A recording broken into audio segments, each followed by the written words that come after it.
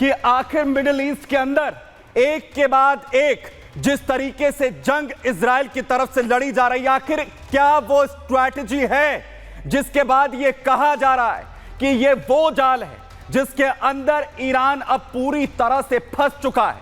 क्योंकि middle east में अपना दबदबा कायम करने के लिए, इजराइल को घेरने के लिए ईरान जो लगातार प्लान तैयार कर रहा था, वो अब इजराइल के मोसाद के नेतन्याहू के प्लान में आकर कैसे उलझ गया है। लेकिन वो पूरी स्ट्रैटेजी आपको बताऊं जिसके बाद ये कहा जा रहा है कि अगला नंबर मिडिल ईस्ट में ईरान का आने वाला है। बड़ा युद्ध, सीधा टकराव अब इजराइल और ईरान का होगा। उससे पहले आपको वो तस्वीरें आपको दिखाता हूं, क्योंकि हाल ही में बड़ी तस्वीरें यमन पर हमले की सामने आई। बड़ा हमला यमन पर किया गया। एयरपोर्ट पर इजरायली हमले हुए, दहल गया यमन।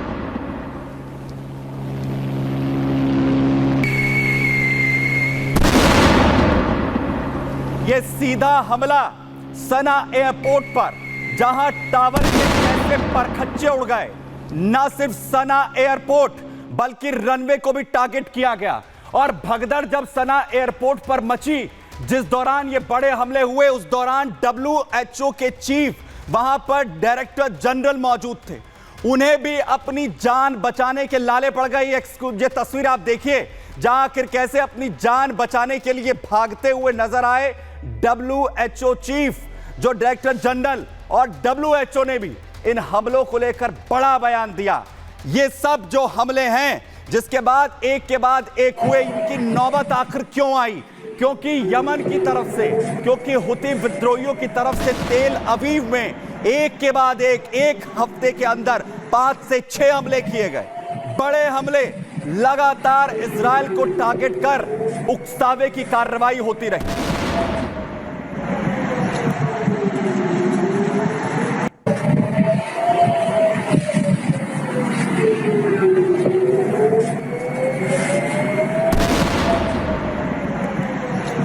और बड़ी बात यह कि हुती की तरफ से जो आज हमला किया गया, इसमें था डिफेंस सिस्टम, अमेरिकी डिफेंस सिस्टम, जिसने काम यहां पर किया।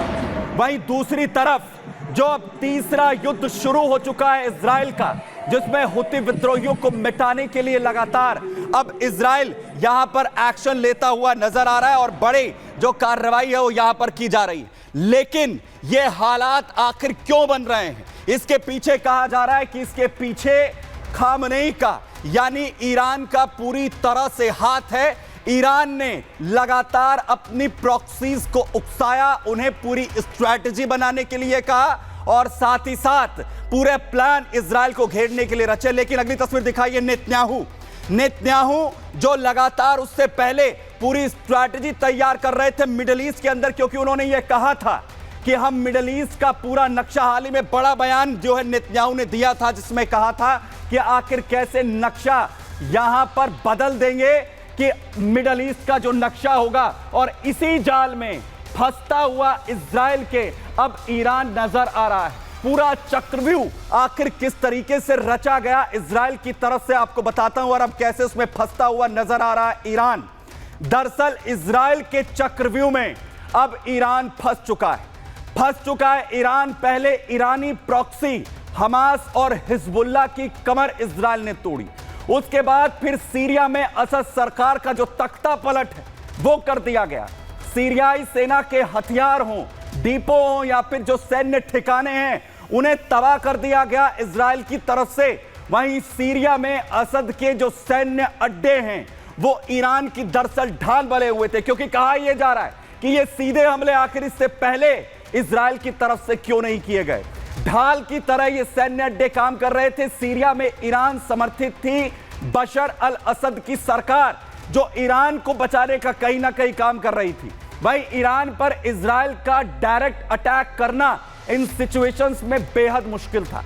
इजरायली फाइटर जेट्स F-35 जो शक्तिशाली फाइटर जेट्स हैं इजराइल के, उन्हें फ्यूलिंग की जरूरत तक होती अगर वो डायरेक्ट अटैक करते यहां ईरान पर इजराइल हमला करता तो सीरिया की तरफ से भी उसे रोका जाता। वहां पर भी दिक्कत बढ़ती। बशर अल असद की जो सरकार के डिफेंस में रूस बैठा हुआ था।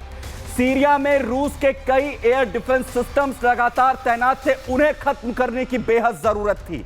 और अब सीरिया से ईरान समर्थित बशर अल असद का जो शासन है उसे खत्म कर दिया गया इजराइल की तरफ से। स्ट्रैटेजी के तहत रूस की सेना, उसके हथियार, डिफेंस सिस्टम, अब सब कुछ बाहर निकल चुके हैं। इधर सीरिया के पास माउंट हरमन पर अब इजराइल का कब्जा हो चुका है। वहां अपनी स्थिति इजराइल की तरफ से मजबूत की गई है। यानी इजराइल ने रणनीति के साथ ही पहले अब जो मैदान है ईरान पर हमले का वो साफ यहां पर कर दिया है। और अब अलग थलग पड़े ईरान पर हमला करना अब बेहद आसान है इजराइल के लिए।